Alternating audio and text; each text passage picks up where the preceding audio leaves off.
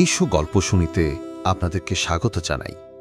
যে সমস্ত গল্পগুলো পড়তে গেলে গলাটা ব্যথা করে এবং চোখ ঝাপসা হয়ে আসে, তার মধ্যে অন্যতম কথা সাহিত্যিক শরৎচন্দ্র চট্টোপাধ্যায়ের লেখা অভাগীর স্বর্গ। আজকের পর্বে সেই গল্পটাই পড়ার চেষ্টা করছি। ভালো লাগলে কমেন্টে জানাবেন এবং সাবস্ক্রাইব বা ফলো করে পাশে থাকবেন। শুরু করছি আজকের গল্প অভাগীর স্বর্গ। ঠাকুরদাস মুখুজ্জের বর্ষীয় স্ত্রী 7 দিনের জ্বরে মারা গেলেন। বৃদ্ধ মুখোপাধ্যায় মহাশয় ধানের কারবারে অতিশয় সঙ্গতিপন্ন। তার 4 ছেলে 3 মেয়ে। ছেলে মেয়েদের ছেলেপুলে হইয়াছে। জামাইরা, প্রতিবেশীর দল, চাকর বাকর, সে যেন একটা উৎসব বাঁধিয়া গেল। সমস্ত গ্রামের লোক ধুমধামের শবযাত্রা ভিড় করিয়া দেখিতে আসিল। মেয়েরা কাঁদিতে কাঁদিতে মায়ের 2 পায়ে গাঢ় করিয়া আলতা এবং মাথায় ঘন করিয়া সিঁদুর লেপিয়া দিল। বধূরা ললাট চন্দনে চর্চিত করিয়া বহুমূল্য বস্ত্রে শাশুড়ির দেহ আচ্ছাদিত করিয়া দিয়া আঁচল দিয়া তাহার শেষ পদধূলি মুছাইয়া লইল। পুষ্পে, পত্রে, গন্ধে, মাল্যে, কলরবে মনে হইল না এ কোনো শোকের ব্যাপার। এ যেন বড় বাড়ির গৃহিণী 50 বর্ষ পরে আর একবার নতুন করিয়া তাহার স্বামী গৃহে যাত্রা করিতেছেন। বৃদ্ধ মুখোপাধ্যায় শান্ত মুখে তাহার চিরদিনের সঙ্গিনীকে শেষ বিদায় দিয়া অলক্ষ্যে 2 ফোঁটা চোখের জল মুছিয়া শোকার্থ কন্যা ও বধূগণকে সান্ত্বনা দিতে লাগিলেন। প্রবল হরিধ্বনিতে প্রভাত আকাশ আলোড়িত করিয়া সমস্ত গ্রাম সঙ্গে সঙ্গে চলিল। আরেকটি প্রাণী একটু দূরে থাকিয়া এই দলের সঙ্গী হইল। সে কাঙালির মা। সে তাহার কুটির প্রাঙ্গণে গোটা কয়েক বেগুন তুলিয়া এই পথে হাটে চলিয়াছিল। এই দৃশ্য দেখিয়া আর নড়িতে পারিল না। রহিল তাহার হাটে যাওয়া, রহিল তাহার আঁচলে বেগুন বাঁধা। সে চোখের জল মুছিতে মুছিতে সকলের পিছনে শ্মশানে আসিয়া উপস্থিত হইল। গ্রামের একান্তে গরুর নদীর তীরে শ্মশান। সেখানে পূর্বাণ নেই কাঠের ভার, চন্দনের টুকরা, ঘৃত, মধু, ধূপ, ধুনা প্রভৃতি উপকরণ সঞ্চিত হইয়াছিল। কাঙালির মা ছোট জাত, দুলের মেয়ে বলিয়া কাছে যাইতে সাহস পাইল না। তফাতে একটা উঁচু ঢিপির মধ্যে দাঁড়াইয়া সমস্ত অন্ত্যেষ্টিক্রিয়া প্রথম হইতে শেষ পর্যন্ত উৎসুক আগ্রহে চোখ মেলিয়া দেখিতে লাগিল। প্রশস্ত ও পর্যাপ্ত চিতার পরে যখন সব স্থাপিত করা হইল, তখন তাহার রাঙা পা দুখানি দেখিয়া তাহার 2 চক্ষু জুড়াইয়া গেল। ইচ্ছা হইল ছুটিয়া গিয়া 1 বিন্দু আলতা মুছাইয়া লইয়া মাথায় দেয়। বহু কণ্ঠের হরিধ্বনির সহিত পুত্রহস্তের মন্ত্রপুত অগ্নি যখন সংযোজিত হইল, তখন তাহার চোখ দিয়া ঝরঝর করিয়া জল পড়িতে লাগিল। মনে মনে বারংবার বলিতে লাগিল, ভাগ্যমানী মা, তুমি স্বর্গে যাচ্ছ, আমাকেও আশীর্বাদ করে যাও, আমিও যেন এমনি কাঙালির হাতের আগুনটুকু পাই। ছেলের হাতের আগুন, সে তো সোজা কথা নয়। স্বামী, পুত্র, কন্যা, নাতি, নাতনি, দাস, দাসী, পরিজন, সমস্ত সংসার উজ্জ্বল রাখিয়া এই যে স্বর্গারোহণ দেখিয়া তাহার বুক ফুলিয়া ফুলিয়া উঠিতে লাগিল। এ সৌভাগ্যের সে যেন আর ইয়ত্তা করিতে পারিল না। সদ্য প্রজ্বলিত চিতার অজস্র ধোঁয়া নীল রঙের ছায়া ফেলিয়া ঘুরিয়া ঘুরিয়া আকাশে উঠিতেছিল। কাঙালির মা ইহারই মধ্যে ছোট একখানি রথের চেহারা যেন স্পষ্ট দেখিতে পাইল। গায়ে তাহার কত না ছবি আঁকা, চূড়ায় তাহার কত না লতাপাতা জড়ানো। ভিতরে কে যেন বসিয়া আছে, মুখ তাহার চেনা যায় না, কিন্তু সিঁথায় তাহার সিঁদুরের রেখা, পদতল 2টি আলতায় রাঙানো। ঊর্ধ্বদৃষ্টে চাহিয়া কাঙালির মায়ের 2 চোখে অশ্রুর ধারা বহিতেছিল। এমন সময়ে 1 বছর 14-15 ছেলে তাহার আঁচলে টান দেয়া কহিল, হ্যাঁ তাই তুই দাঁড়িয়ে আছিস মা, ভাত রাঁধবি নে? মা চমকিয়া ফিরিয়া চাহিয়া কহিল, রাধবক্ষণ রে। হঠাৎ ওপরে অঙ্গুলি নির্দেশ করিয়া ব্যগ্রস্বরে কহিল, দেখ দেখ বাবা, বামুন মা ওই রথে চড়ে স্বর্গে যাচ্ছে। ছেলে বিস্ময়ে মুখ তুলিয়া কহিল, কই? ক্ষণকাল নিরীক্ষণ করিয়া শেষে বলিল, তুই খেপেছিস, ও তো ধোঁয়া। রাগ করিয়া কহিল, বেলা দুপুর বাজে, আমার খিদে পায় না বুঝি? এবং সঙ্গে সঙ্গে মায়ের চোখে জল লক্ষ্য করিয়া বলিল, বামনদের গিন্নি মরছে, তুই কেন কেঁদে মরিস মা? কাঙালির মার এতক্ষণে হুঁশ হইল। পরের জন্য শ্মশানে দাঁড়াইয়া এইভাবে অশ্রুপাত করায় সে মনে মনে লজ্জা পাইল। এমনকি ছেলের অকল্যাণের আশঙ্কায় মুহূর্তে চোখ মুছিয়া ফেলিয়া একটুখানি হাসিবার চেষ্টা করিয়া বলিল, কাঁদব পিসের জন্য রে, চোখে ধুঁয়ো লেগেছে বই তো নয়। হ্যাঁ, ধুঁয়ো লেগেছে বই তো না, তুই কাঁদতেছিলি। মা আর প্রতিবাদ করিল না। ছেলের হাত ধরিয়া ঘাটে নামিয়া নিজেও স্নান করিল, কাঙালিকেও স্নান করাইয়া ঘরে ফিরিল। শ্মশান সৎকারের শেষটুকু দেখার তার ভাগ্যে ঘটিল না। সন্তানের নামকরণকালে পিতামাতার মূঢ়তায় বিধাতা পুরুষ অন্তরিক্ষে থাকিয়া অধিকাংশ সময় শুধু হাস্য করিয়াই ক্ষান্ত হন না, তীব্র প্রতিবাদ করেন। তাই তাহাদের সমস্ত জীবনটা তাহাদের নিজের নামগুলোকেই যেন আমরণ ভ্যাংচাইয়া চলিতে থাকে। কাঙালির মার জীবনের ইতিহাস ছোট, কিন্তু সেই ছোট্ট কাঙালি জীবনটুকু বিধাতার এই পরিহাসের দায় হইতে অব্যাহতি লাভ করিয়াছিল। তাহাকে জন্ম দিয়া মা মরিয়াছিল। বাপ রাগ করিয়া নাম দিল অভাগী। মা নাই, বাপ নদীতে মাছ ধরিয়া বেড়ায়। তাহার না আছে দিন, না আছে রাত। তবু যে কি করিয়া ক্ষুদ্র অভাগে একদিন কাঙালির মা হইতে বাঁচিয়া রহিল, সে এক বিস্ময়ের বস্তু। যাহার সহিত বিবাহ হইল তাহার নাম রসিক বাঘ। বাঘের অন্য বাঘিনী ছিল, ইয়াকে লইয়া সে গ্রামান্তরে উঠিয়া গেল। অভাগী তাহার অভাগ্য ও শিশুপুত্র কাঙালিকে লইয়া গ্রামেই পড়িয়া রহিল। তাহার সেই কাঙালি বড় হইয়া আজ 15 পা দিয়েছে। সবে মাত্র বেতের কাজ শিখিতে আরম্ভ করিয়াছে। অভাবীর আশা হইয়াছে আরও বছরখানেক তাহার অভাগ্যের সহিত যুঝিতে পারিলে দুঃখ ঘুচিবে। এই দুঃখ যে কি, যিনি দিয়েছেন তিনি ছাড়া আর কেহই জানে না। কাঙালি পুকুর হইতে আঁচাইয়া আসিয়া দেখিল তাহার পাতের ভুক্তাবশেষ মা একটা মাটির পাত্রে ঢাকিয়া রাখিতেছে। আশ্চর্য হইয়া জিজ্ঞাসা করিল, তুই খেলি নে মা? বেলা গড়িয়ে গেছে বাবা, এখন আর খিদে নেই। ছেলে বিশ্বাস করিল না, বলিল, না খিদে নেই বই কি, কই দেখি তোর হাঁড়ি। এই ছলনায় বহুদিন কাঙালির মা কাঙালিকে ফাঁকি দিয়া আসিতেছে। সে হাঁড়ি দেখিয়া তবে ছাড়িল, তাহাতে আর একজনের মতো ভাত ছিল। তখন সে প্রসন্ন মুখে মায়ের কোলে গিয়া বসিল। এই বয়সের ছেলে সচরাচর এরূপ করে না, কিন্তু শিশুকাল হইতে বহুকাল যাবৎ সে রুগ্ন ছিল বলিয়া মায়ের ক্রোড় ছাড়িয়া বাহিরের সঙ্গী সাথীদের সহিত মিশিবার সুযোগ পায় নাই।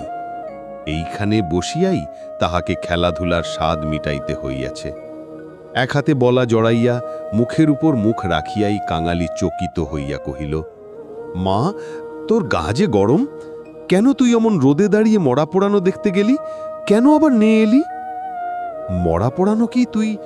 মা শস্য ব্যস্তে ছেলের মুখে হাত চাপা দিয়া কহিল, ছি বাবা, মরা পোড়ানো বলতে নেই, পাপ হয়। সতীলক্ষ্মী মা ঠাকুরুন রথে করে স্বর্গে গেলেন। ছেলে সন্দেহ করিয়া কহিল, তোর এক কথা মা, রথে চড়ে কেউ নাকি আবার স্বর্গে যায়। মা বলিল, আমি যে চক্ষে দেখনু কাঙালি, বামুন মা রথের উপরে বসে, তেনার রাঙা পা দুখানি যে সবাই চোখ মেলে দেখলে রে। সবাই দেখলে? সবাই দেখলে? কাঙালি মায়ের বুকে ঠেস দিয়া বসিয়া ভাবিতে লাগিল। মাকে বিশ্বাস করাই তাহার অভ্যাস। বিশ্বাস করিতেই সে শিশুকাল হইতে শিক্ষা করিয়াছে। সেই মা যখন বলিতেছে সবাই চোখ মেলিয়া এত বড় ব্যাপার দেখিয়াছে, তখন অবিশ্বাস করিবার আর কিছু নাই। খানিক পরে আস্তে আস্তে কহিল, তাহলে তুইও তো মা স্বর্গে যাবি। বিন্দির মা সেদিন রাখালের পিসিকে বলতেছিল, ক্যাংলার মার মতো সতীলক্ষ্মী আর দুলেপাড়ায় নেই। কাঙালির মা চুপ করিয়া রহিল। কাঙালি তেমনি ধীরে ধীরে কহিতে লাগিল, বাবা, যখন তোরে ছেড়ে দিলে তখন তোরে কত লোকে তো নিকে করতে সাদাসাদি করলে, কিন্তু তুই বললি না। বললি ক্যাঙালি বাঁচলে আমার দুঃখ ঘুচবে, আবার নিকে করতে যাব কিসের জন্যে? হ্যাঁ মা, তুই নিকে করলে আমি কোথায় থাকতুম? আমি হয়তো না খেতে পেয়ে এতদিনে কবে মরে যেতুম। মা ছেলেকে দুই হাতে বুকে চাপিয়া ধরিল। বস্তুত সেদিন তাহাকে এ পরামর্শ কম লোকে দেয় নাই, এবং যখন সে কিছুতেই রাজি হইল না, তখন উৎপাত উপদ্রব তাহার প্রতি সামান্য হয় নাই। সেই কথা স্মরণ করিয়া অভাগীর চোখ দিয়া জল পড়িতে লাগিল।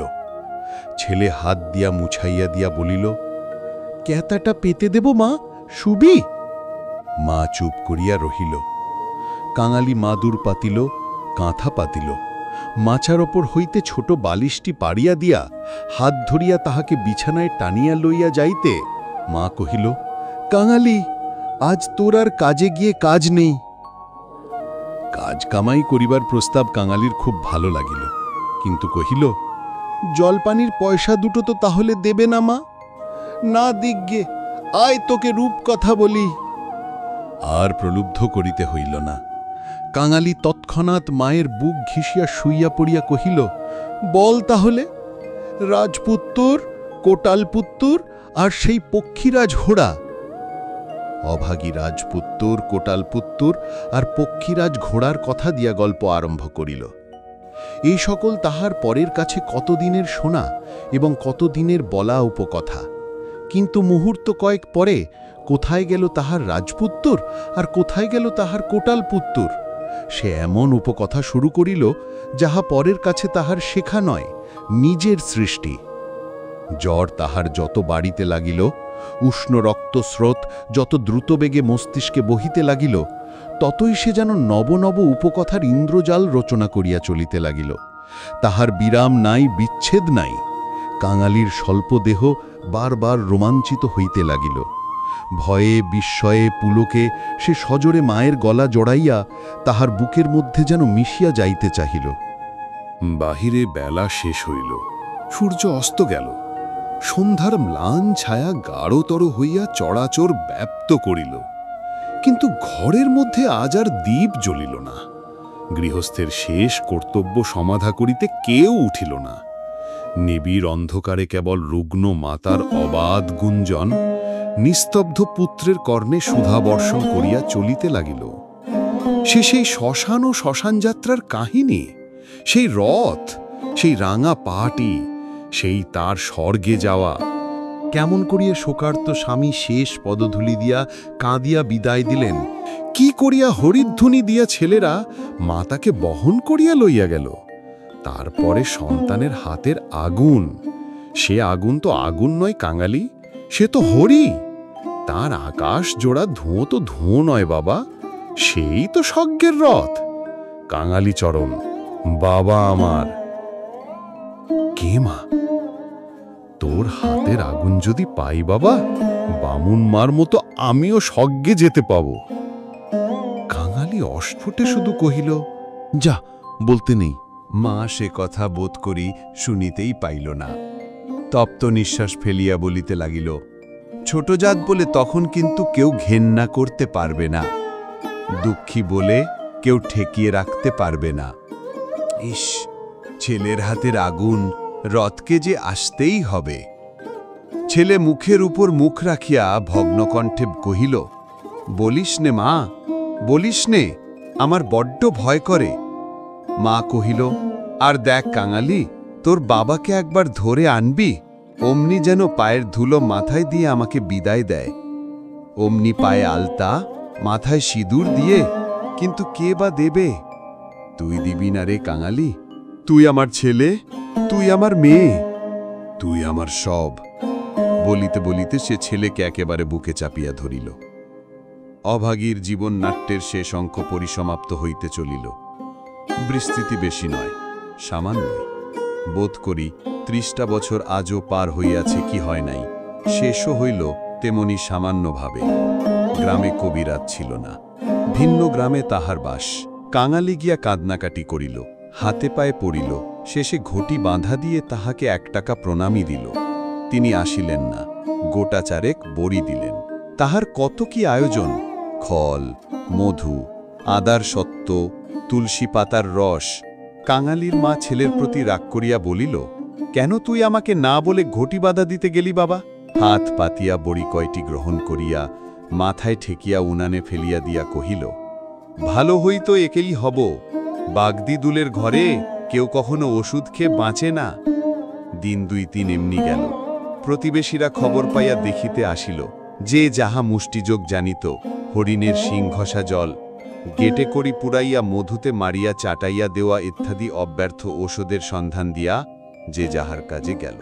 ছেলে মানুষ কাঙালি ব্যতিব্যস্ত হইয়া উঠিতে মা তাহাকে কাছে টানিয়া লইয়া কহিল, কোবরেজের বড়িতে কিচ্ছু হলো না বাবা, আর ওদের ওষুধে কাজ হবে, আমি এমনি ভালো হব। কাঙালি কাঁদিয়া কহিল, তুই বড়ি তো খেলিনে মা, উনানে ফেলে দিলি, এমনি কি কেউ সারে? আমি এমনি সেরে যাব। তার চেয়ে তুই দুটো ভাতে ভাত ফুটিয়ে নিয়ে খা দেখি, আমি চেয়ে দেখি। কাঙালি এই প্রথম অপটু হস্তে ভাত রাঁধিতে প্রবৃত্ত হইল। না পারিল ফ্যান ঝাড়িতে, না পারিল ভালো করিয়া ভাত বাড়িতে।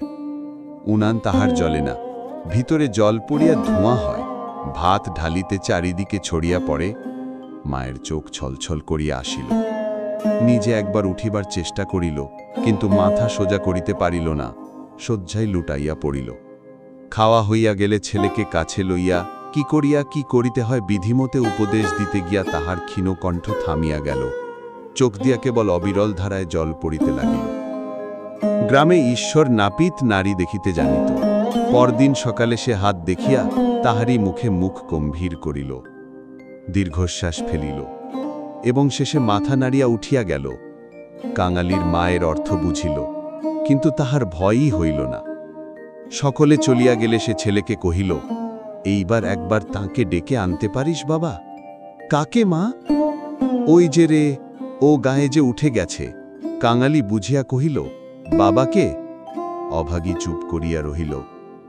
কাঙালি বলিল, সে আসবে কেন মা? অভাগীর নিজেরই যথেষ্ট সন্দেহ ছিল, তথাপি আস্তে আস্তে কহিল, গিয়ে বলবি মা শুধু একটু তোমার পায়ের ধুলো চায়। সে তখনই যাইতে উদ্যত হইলে সে তাহার হাতটা ধরিয়া ফেলিয়া বলিল, একটু কাঁদনা কাতা করিস বাবা, বলিস মা যাচ্ছে। একটু থামিয়া কহিল, ফেরবার পথে অমনি নাপতে বৌদির কাছ থেকে একটু আলতা চেয়ে আনিস ক্যাঙালি, আমার নাম করলেই সে দেবে। আমাকে বড় ভালোবাসে। ভালো তাহাকে অনেকেই বাসিত। জ্বর হবা অবধি মায়ের মুখে সে এই কয়টা জিনিসের কথা এতবার এত রকম করিয়া শুনিয়াছে যে সে সেইখান হইতে কাঁদিতে কাঁদিতে যাত্রা করিল। পরদিন রসিক দুলে সময় মতো যখন আসিয়া উপস্থিত হইল, তখন অভাগীর আর বড় জ্ঞান নাই। মুখের পরে মরণের ছায়া পড়িয়াছে। চোখের দৃষ্টি এই সংসারের কাজ সারিয়া কোথায় কোন অজানা দেশে চলিয়া গেছে। কাঙালি কাঁদিয়া কহিল, মাগো, বাবা এসেছে, পায়ের ধুলো নেবে যে। মা হয়তো বুঝিল, হয়তো বুঝিল না, হয়তোবা তাহার গভীর সঞ্চিত বাসনা সংস্কারের মতো তাহার অচ্ছন্ন চেতনায় ঘাত দিল। এই মৃত্যু পথযাত্রী তাহার অবশ বাহুখানি শয্যার বাহিরে বাড়াইয়া হাত পাতিল। রসিক হতবুদ্ধির মতো দাঁড়াইয়া রহিল। পৃথিবীতে তাহারও পায়ের ধুলোর প্রয়োজন আছে, ইহাও নাকি কেহ চাহিতে পারে? তাহা তাহার কল্পনার অতীত। বিন্দির পিসি দাঁড়াইয়াছিল। সে কহিল, দাও বাবা দাও একটু পায়ের ধুলো। রসিক অগ্রসর হইয়া আসিল। জীবনে যে স্ত্রীকে সে ভালোবাসা দেয় নাই, অসন বসন দেয় নাই, কোনো খোঁজ খবর করে নাই, মরণকালে সে তাহাকে শুধু একটু পায়ের ধুলো দিতে গিয়া কেঁদে ফেলিল। রাখালের মা বলিল, এমন সতীলক্ষ্মী ব্রাহ্মণ কায়েতের ঘরে না জন্মে ও আমাদের দুলের ঘরে জন্মালো কেন? এইবার এর একটু গতি করে দাও বাবা, কাঙালার হাতের আগুনের লোভে ও যেন প্রাণটা দিলে। অভাগীর অভাগ্যের দেবতা অগোচরে বসে কি ভাবিলেন জানি না, কিন্তু ছেলে মানুষ কাঙালির বুকে গিয়া এই কথা যেন তীরের মতো বিধিল। সেদিন দিনের বেলাটা কাটিল, প্রথম রাত্রিটা কাটিল, কিন্তু প্রভাতের জন্য কাঙালির মা আর অপেক্ষা করিতে পারিল না। কি জানি এত ছোট জাতের জন্যেও স্বর্গে রথের ব্যবস্থা আছে কিনা, কিংবা অন্ধকারে পায়ে হাঁটিয়াই তাহাদের রওনা হইতে হয়। কিন্তু এটা বোঝা গেল, রাত্রি শেষ না হইতেই এ দুনিয়া সে ত্যাগ করিয়া গেছে। কুটির প্রাঙ্গণে একটা বিল গাছ, একটা কুড়াল চাহিয়া আনিয়া রসিক তাহাতে ঘা দিয়েছে কি দেয় নাই। জমিদারের দারোয়ান কোথা হইতে ছুটিয়া আসিয়া তাহার গালে সশব্দ একটা চড় কষিয়া দিল। কুড়াল কাড়িয়া লইয়া কহিল, শালা, এ কি তোর বাপের গাছ আছে যে কাটতে লেগেছিস? রসিক গালে হাত বুলাইতে লাগিল। কাঙালি কাঁদো কাঁদো হইয়া বলিল, বাহ, এ যে আমার মায়ের হাতে পোতা গাছ দারোয়ানজি, বাবাকে খামোকা তুমি মারলে কেন?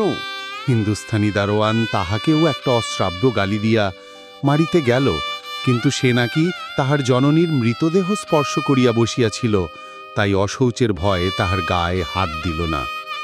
হাঁকাহাঁকিতে একটা ভিড় জমিয়া উঠিল। কেউই অস্বীকার করিল না যে বিনা অনুমতিতে রসিকের গাছ কাটিতে যাওয়াটা ভালো হয় নাই। তাহারাই আবার দারোয়ানজির হাতে পায়ে পড়িতে লাগিল। তিনি অনুগ্রহ করিয়া যেন একটা হুকুম দেন, কারণ অসুখের সময় যে কেহ দেখিতে আসিয়াছে কাঙালির মার তাহারই হাতে ধরিয়া তাহার শেষ অভিলাষ ব্যক্ত করিয়া গেছে। দারোয়ান ভুলিবার পাত্র নহে। সে হাত মুখ পাড়িয়া জানাইল, এ সকল চালাকি তাহার কাছে খাটিবে না। জমিদার স্থানীয় লোক নহেন। গ্রামে তাহার একটা কাছারি আছে, গোমস্থা অধর রায় তার কর্তা। লোকগুলো যখন হিন্দুস্থানিটার কাছে ব্যর্থ অনুনয় বিনয় করিতে লাগিল, কাঙালি ঊর্ধ্বশ্বাসে দৌড়িয়া একেবারে কাছারি বাড়িতে এসে উপস্থিত হইল। সে লোকের মুখে মুখে শুনিয়াছিল পিয়া দ্বারা ঘুষ লয়। তার নিশ্চয় বিশ্বাস হইল, অত বড় অসঙ্গত অত্যাচারের কথা যদি কর্তার গোচর করিতে পারে, তো ইহার প্রতিবিধান না হইয়াই পারে না। হায়রে অনভিজ্ঞ! বাংলাদেশের জমিদার ও তাহার কর্মচারীকে সে চিনিত না। সদ্য মাতৃহীন বালক শোকে উত্তেজনায় উদ্ভ্রান্ত হইয়া একেবারে উপরে উঠিয়া আসিয়াছিল। অধর রায় সেই মাত্র সন্ধান্বিক ও যৎসামান্য জলযোগান্তে বাহিরে আসিয়াছিলেন। বিস্মিত ও ক্রুদ্ধ হইয়া কহিলেন, কে রে? আমি কাঙালি। দারোয়ানজি আমার বাবাকে মেরেছে। বেশ করেছে, হারামজাদা, খাজনা দেয়নি বুঝি? কাঙালি কহিল, না বাবু মশাই, বাবা গাছ কাটতেছিল, আমার মা মরেছে। বলতে বলতে সে কান্না আর চাপিতে পারিল না। এই কান্না কাটিতে অধর অত্যন্ত বিরক্ত হইলেন। ছোড়াটা মরা ছুঁইয়া আসিছে, কি জানি এখানকার কিছু ছুঁয়ে ফেলল নাকি। ধমক দিয়া বলিলেন, মা মরেছে তো যা, নিচে নেমে দাঁড়া। ওরে, কে আছিস রে? এখানে একটু গোবর জল ছড়িয়ে দে। কি জাতের ছেলে তুই? কাঙালি সভয়ে প্রাঙ্গণে নামিয়া দাঁড়াইয়া কহিল, আমরা দুলে। দুলে? দুলের মোড়ার কাঠ কি হবে শুনি? কাঙালি বলিল, মা যে আমাকে আগুন দিতে বলে গেছে। তুমি জিজ্ঞেস করো না বাবু মশাই, মা যে সবাইকে বলে গেছে, সকলে শুনেছে যে। মায়ের কথা বলিতে গিয়া তাহার অনুক্ষণের সমস্ত অনুরোধ উপরোধ মুহূর্তে স্মরণ হইয়া কণ্ঠ যেন তাহার কান্নায় ফাটিয়া পড়িতে চাইল। অধর কহিলেন, মাকে পোড়াবি তো গাছের দাম 5টা টাকা আনগে। পারবি? কাঙালি জানিত তাহা অসম্ভব। তাহার উত্তরীয় কিনিবার মূল্যস্বরূপ তাহার ভাত খাবার পিতলের কাঁসিটি বিন্দির পিসি একটি টাকায় বাঁধা দিতে গেছে। সে চোখে দেখিয়া আসিয়াছে। সে ঘাড় নাড়িয়া কইল, না। অধর মুখটা খানা অত্যন্ত বিকৃত করিয়া কইলেন, না তো মাকে নিয়ে নদীর চড়ায় পুঁতে ফেলগেরা। কার বাবার কাছে তোর বাপ কুড়ুল ঠেকাইতে যায়? পাজি, হতভাগা, নচ্ছার। কাঙালি বলিল, সে যে আমাদের উঠোনের গাছ বাবু মশাই, সে যে আমার মায়ের হাতে পোতা গাছ। হাতে পোতা গাছ? পারে বেটাকে গলা ধাক্কা দিয়ে বের করে দে তো। পাড়ে আসিয়া গলা ধাক্কা দিল এবং এমন কথা উচ্চারণ করিল যাহা কেবল জমিদারের কর্মচারীই পারে। কাঙালি ধুলা ঝাড়িয়া উঠিয়া দাঁড়াইল। তারপরে ধীরে ধীরে বাহির হইয়া গেল। কেন সে যে মার খেল, কি তাহার অপরাধ, ছেলেটা ভাবিয়াই পাইল না। গোমস্তার নির্বিকার চিত্তে দাগ পর্যন্ত পড়িল না। পড়িলে চাকরি তাহার জুটত না। কহিলেন, পরেশ, দেখো তো হে, এ বেটার খাজনা বাকি পড়েছে কিনা। থাকে তো জাল টাল কিছু একটা কেড়ে এনে যেন রেখে দেয়, হারামজাদা পালাতে পারে। মুখুজ্জে বাড়িতে শ্রাদ্ধের দিন। মাঝে কেবল একটা দিন মাত্র বাকি। সমারোহের আয়োজন গৃহিণীর উপযুক্ত করিয়াই হইতেছে। বৃদ্ধ ঠাকুরদাস নিজে তত্ত্বাবধান করিয়া ফিরিতেছিলেন। কাঙালি এসে তাহার সম্মুখে দাঁড়াইয়া কইল, ঠাকুর মশাই, আমার মা মরে গেছে। তুই কে? কি চাস তুই? আমি কাঙালি। মা বলে গেছে তেনাকে আগুন দিতে। তা দিগে না।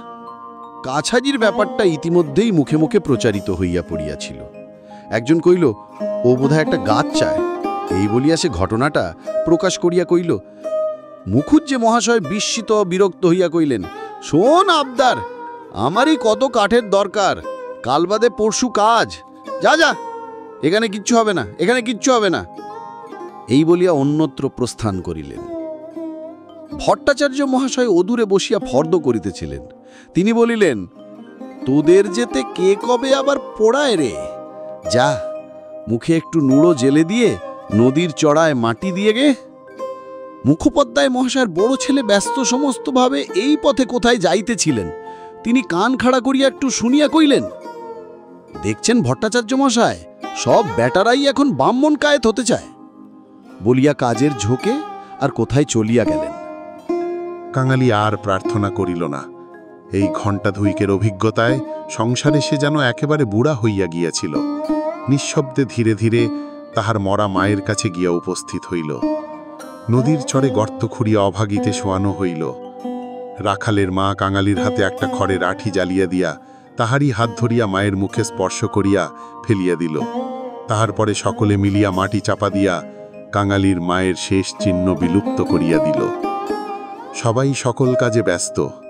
শুধু সেই পোড়া খড়ের আঠি হইতে যে স্বল্প ধোঁয়াটুকু ঘুরিয়া ঘুরিয়া আকাশে উঠিতেছিল, তাহারই প্রতি পলক্ষীন চক্ষু পাতিয়া কাঙালি উদ্ধদৃষ্ট হইয়া স্তব্ধ হইয়া রহিল।